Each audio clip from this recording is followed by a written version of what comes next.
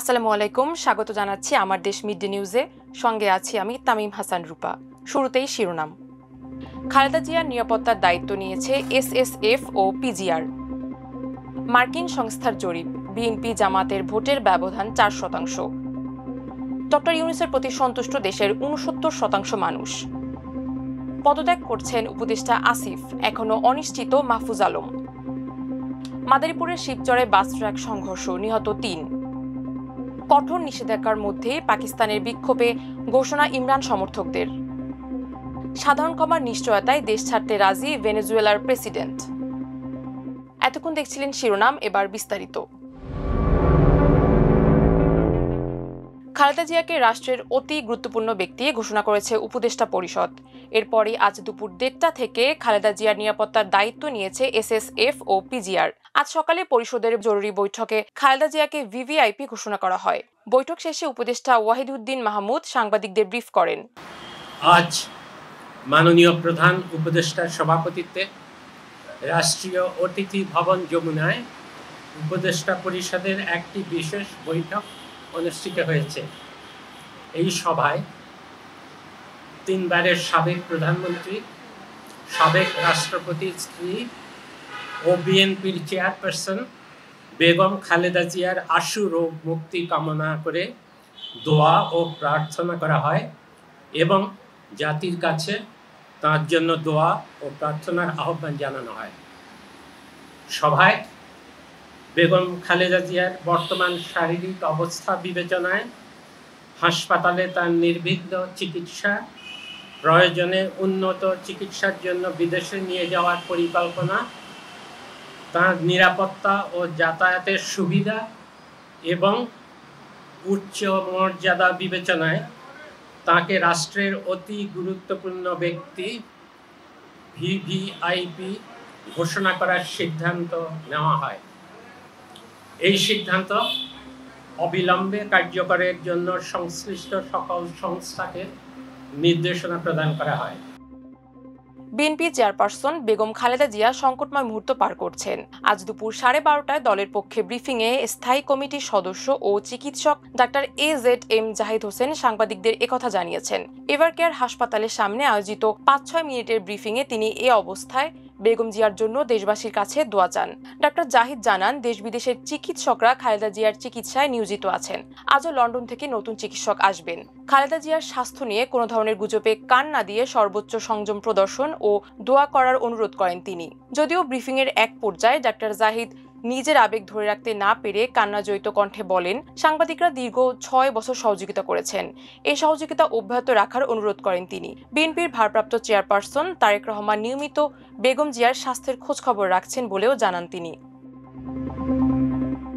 আগামী সপ্তাহে জাতীয় সংসদ নির্বাচন অনুষ্ঠিত হলে 30% ভোটার বাংলাদেশ জাতীয়তাবাদী দল বিএনপিকে ভোট দেবেন। জামায়াতে ইসলামকে ভোট দেবেন 26% ভোটার, অর্থাৎ দুই দলের মধ্যে ব্যবধান মাত্র 4%।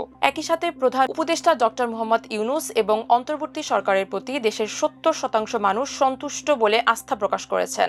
মার্কিন ফেডারেল সরকারের অর্থায়নে রিপাবলিকান পার্টি ঘনিষ্ঠ অলাভজনক প্রতিষ্ঠান রিপাবলিকান ইনস্টিটিউট IRI এক জরিপের ভিত্তিতে এই তথ্য জানিয়েছে।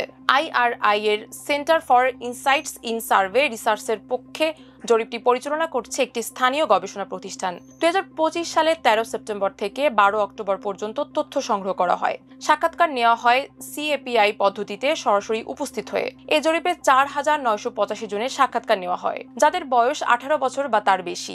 বাংলাদেশের 8টি বিভাগের 64 জেলার মধ্যে 63 জেলা থেকে নমুনা সংগ্রহ করা হয়। রাঙ্গামাটি জেলা থেকে কোনো নমুনা বাছাই করা হয়নি। জরিপ অনুসারে একই শর্তে, অর্থাৎ আগামী সপ্তাহে জাতীয় নির্বাচন অনুষ্ঠিত হলে জাতীয় নাগরিক পার্টি এনসিপিকে ভোট দেবেন 6% ভোটার, জাতীয় পার্টিকে ভোট দেবেন 5% ভোটার এবং ইসলামী আন্দোলন বাংলাদেশকে ভোট দেবেন 4% ভোটার এবং অন্যান্য দলকে ভোট দেবেন 8% ভোটার। অন্যদিকে এই জরিপে অংশগ্রহণকারীদের 69% বলছেন ডক্টর ইউনূস ভালো কাজ করছেন, আর 70% জানিয়েছেন তারা অন্তর্বর্তী সরকারের কর্মকাণ্ডে সন্তুষ্ট। ত্রয়োদশ জাতীয় সংসদ নির্বাচনের তফসিল হতে পারে আগামী সপ্তাহে। শিক্ষার্থী প্রতিনিধি হিসেবে অন্তর্বর্তী সরকারের থাকা 2 উপদেষ্টা মাহফুজ আলম ও আসিফ মাহমুদ সজীব ভুইয়া পদত্যাগ করে ভোটের লড়াইয়ে অংশ নেবেন নাকি সরকারের থেকে যাবেন এ নিয়ে রাজনৈতিক অঙ্গনে নানা আলোচনা চলছে। যদিও দুই উপদেষ্টার কেউ এখন পর্যন্ত এ নিয়ে স্পষ্ট করে কিছু বলেননি। তথ্য ও সম্প্রচার মন্ত্রণালয়ের উপদেষ্টা মাহফুজ আলম পদত্যাগ ও নির্বাচন করার বিষয়ে এখনও সিদ্ধান্ত নেননি বলে গণমাধ্যমে প্রকাশিত খবর থেকে জানা গেছে। অন্যদিকে স্থানীয় সরকার মন্ত্রণালয়ের উপদেষ্টা আসিফ মাহমুদ ঢাকা থেকে ভোট করবেন সেটা আগেই জানিয়েছেন। তবে তিনি বিএনপি, জাতীয় নাগরিক পার্টি নাকি স্বতন্ত্র কোন পথে হাঁটবেন সেটি এখনো খোলাসা করেননি। দুই উপদেষ্টাকে পদত্যাগ করার জন্য অন্তর্বর্তী সরকারের শীর্ষ পর্যায় থেকে সম্প্রতি আবারও পরামর্শ দেওয়া হয়েছে বলে জানা গেছে। এর আগেও সেপ্টেম্বরের মাঝামাঝি সময়ের মধ্যে তাদের পদত্যাগের পরামর্শ দেওয়া হয়েছিল। তখন তারা আরও সময় চেয়েছিলেন। এরপর আরও একাধিকবার পদত্যাগের পরামর্শ দেওয়া হয়েছিল। গণমাধ্যমে প্রকাশিত খবর থেকে জানা যায়, আসিফ মাহমুদ জাতীয় নির্বাচনের তফসিল ঘোষণার আগেই সরকার থেকে পদত্যাগ করতে পারেন। তবে মাহফুজ আলম পদত্যাগ না করে এই সরকারের শেষ সময় পর্যন্ত উপদেষ্টা পরিষদে থেকেও যেতে পারেন। সেক্ষেত্রে তিনি নির্বাচনে অংশ নেবেন না। আর যদি নির্বাচনে অংশ নেন তাহলে তফসিলের আগে সরকার থেকে পদত্যাগ করবেন। মাদারীপুরের শিবচরে ঢাকা ভাঙ্গা এক্সপ্রেসওয়েতে বাস ট্রাক সংঘর্ষে 2 জন নিহত হয়েছেন। এ ঘটনায় আহত হয়েছেন আরও 15 জন। মঙ্গলবার সকাল 9:45টার দিকে এই দুর্ঘটনা ঘটে। শিবচর থানার ওসি জহিরুল ইসলাম এ তথ্য নিশ্চিত করেছেন। তিনি বলেন, এতে ঘটনাস্থলে একজনের মৃত্যু হয়। বাকি 2 জন ফরিদপুরের ভাঙ্গা উপজেলা স্বাস্থ্য কমপ্লেক্সে নেওয়ার পর মারা যান। জানা গেছে, এক্সপ্রেসওয়ের আড়িয়ালখা ব্রিজের উপর ভাঙ্গাগামী লেনে একটি ট্রাকের পেছনে ওয়েলকাম পরিবহনের একটি যাত্রীবাহী বাসের সঙ্গে সজোরে সংঘর্ষ হয়। ইসলামাবাদ হাইকোর্ট ও রাওয়ালপিন্ডির আদিয়ালা কারাগারের সামনে মঙ্গলবার 2 ডিসেম্বর বিক্ষোভের ঘোষণা দিয়েছে পাকিস্তান তেহরিকি ইনসাফ।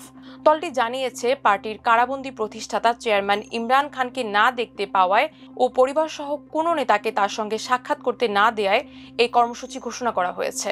তবে এই বিক্ষোভ অনুষ্ঠিত হচ্ছে এমন সময় যখন 2 শহরেই জনসমাবেশের উপর নিষেধাজ্ঞা জারি রয়েছে। রাজধানীতে ইসলামাবাদে 8 নভেম্বর থেকে 2 মাসের জন্য জনসমাবেশ নিষেধাজ্ঞা চলছে।